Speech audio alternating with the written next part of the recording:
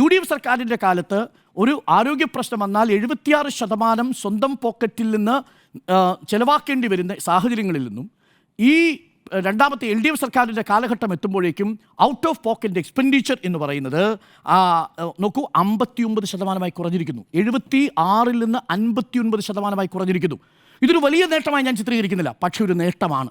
കാര്യം 17% കുറവുണ്ടാവുന്നു എന്ന് പറഞ്ഞാൽ നമ്മുടെ പൊതുജനാരോഗ്യ സംവിധാനം മെച്ചപ്പെട്ടു എന്നതിൻ്റെ തെളിവാണ്. അവിടെ ഒട്ടനേകം ഉദാഹരണങ്ങൾ പറയാൻ കാണിക്കും, സമയത്തിന് പരിമിതി ഉള്ളതുകൊണ്ട് ഞാനത് പറയുന്നില്ല.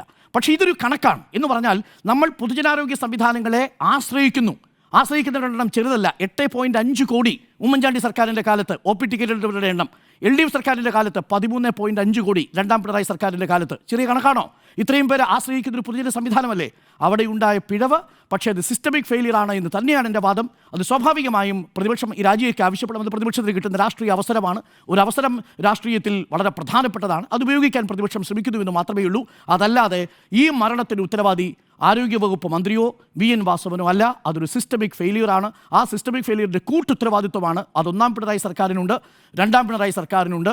അതേപോലെ 2013 ഫിറ്റ്നസ് ഇല്ല എന്ന് കണ്ടിട്ടും ഒരു കടലാസ് പോലും നീക്കാതിരുന്ന ഉമ്മൻചാണ്ടി സർക്കാരിനുമുണ്ട്.